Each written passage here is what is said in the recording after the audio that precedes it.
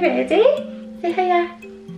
Say hiya. Hey guys, welcome back to my channel. If you're new, then my name's Ash and I'm a mum to this little guy here and also his big sister Ella. I post about parenting, lifestyle, fashion, beauty, food, interiors, travel, everything you could imagine. I post all on this channel. So if you are new, I would love if you hit subscribe to stick around for more videos in the future. And today's video is going to be Charlie's 8-month update.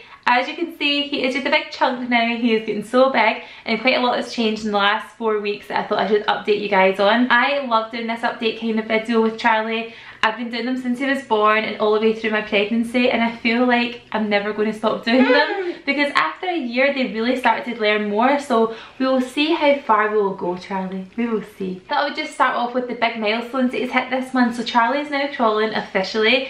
He can crawl on his knees properly like a big boy, but he actually chooses to do the army crawl instead. So GI Charlie is normally on the go, rolling around the floor and crawling over to try and get our dog, get Ella, get toys, get things that he's not supposed to be getting. But yeah, he is majorly on the move, which is good for me because it keeps him entertained. If I go in and I need to do something in the kitchen, he just follows me right in there.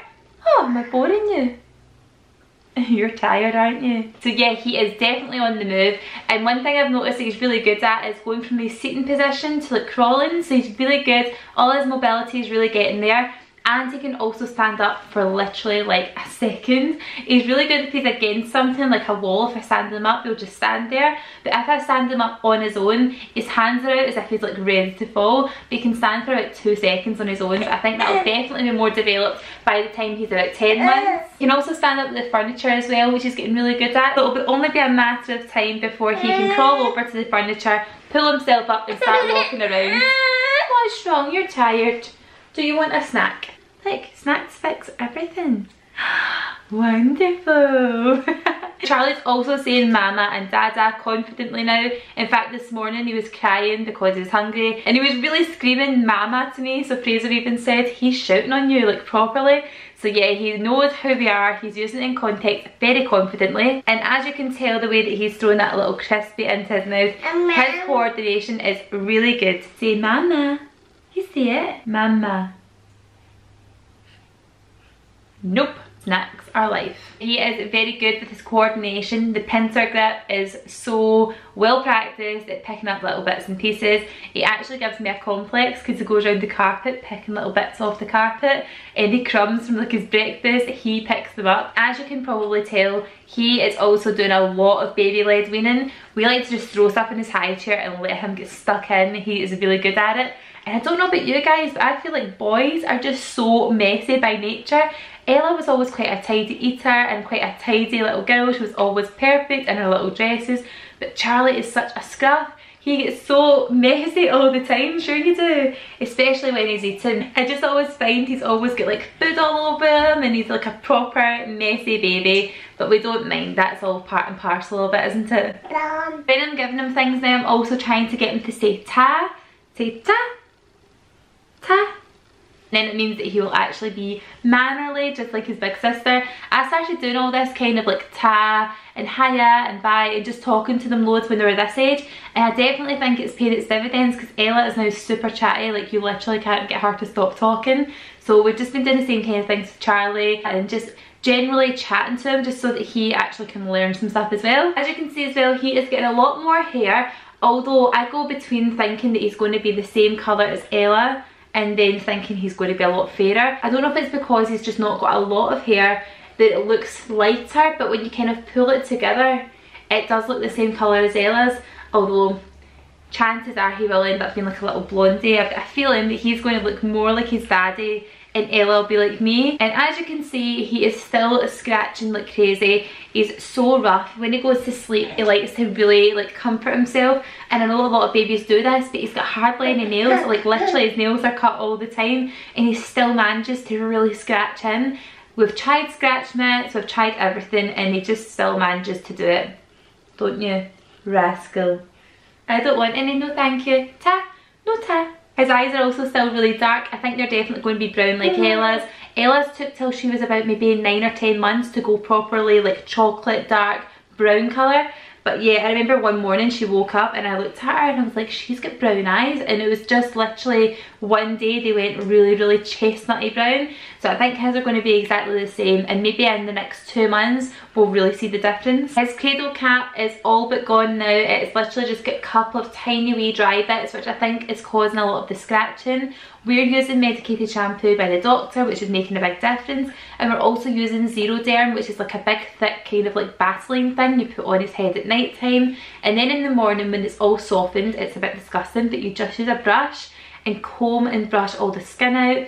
It is disgusting, but it makes such a difference. I just feel like all these scratches are ruining his good looks, the poor soul. And as you can tell, he is a big boy. Everyone always asks me, is he like 10 months, 11 months, because he is so big. But he is in 9 to 12 month clothing. These little trousers are 9 to 12 months. And he is a proper chunky lad, aren't you? You're a big boy, aren't you? You are a big lad.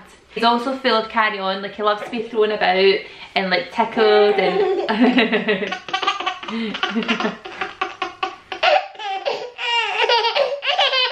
oh, it turned out I cried, okay. If you can see when he laughs, he has actually got 4 teeth still. He's not got any more yet, but tickle, tickle, tickle. Let's see your teeth. Yay, there.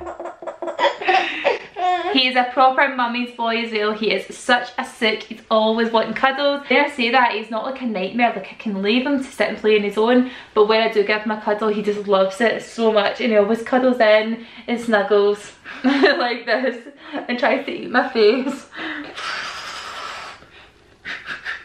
Stop trying to eat me. You've got me covered in biscuits and crisps.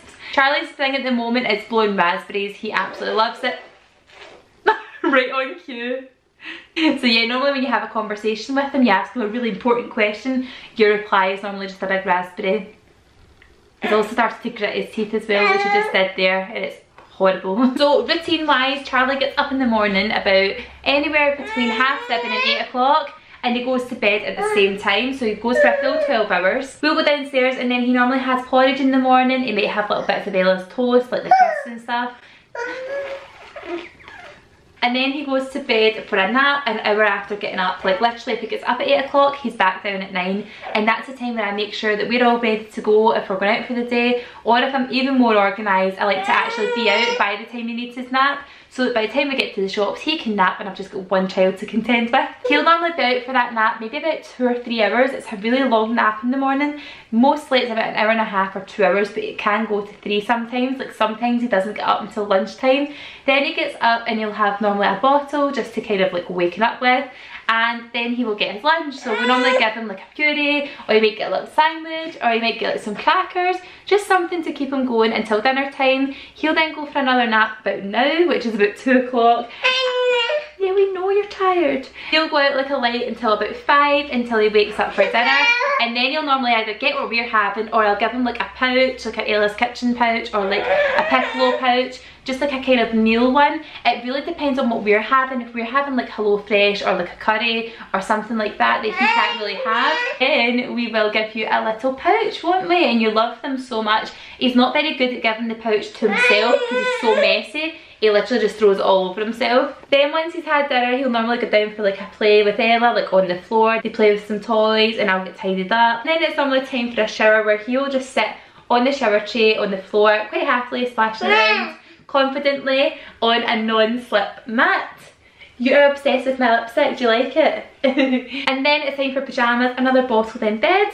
I should also say at this point I stopped breastfeeding this month just because he was getting so distracted. Like all of this that he's doing at the moment, like wanting to move around, wanting to grab my face, wanting to see everything that's not getting fed. He would be on and off constantly, and I just felt like he wasn't actually getting what he needed. The milk was there, like it was just coming out constantly, but he was just all over the place, and I got to the point where I felt like I was just forcing it. We just decided to go on to formula, and he's loving it. It's been quite an easy transition to get him to take a bottle because he's been combination fed anyway. But yeah, he is now fully on formula, which I do really miss breastfeeding him, but as you can see, he's just getting so big and it was getting so heavy having to hold him and stuff, and he will happily take his bottle, oh pardon you, and he will happily take his bottle on his own and feed himself, Mr. Independent Boy. He is still sleeping in his sleepy head grand at the minute, which we can't be doing without. That is my absolute hero product for babies. I absolutely love it. He just goes straight in it, turns into the side bumper and goes right to sleep.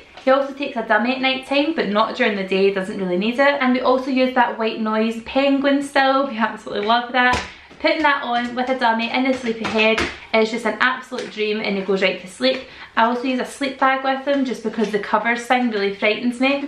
But yeah, he is happy, he is on the move, he's waving and he's starting to chat, and I'm definitely seeing a big change in this boy's development over the last 4 weeks. He's went from like a baby to a pre-toddler, if that's even a thing.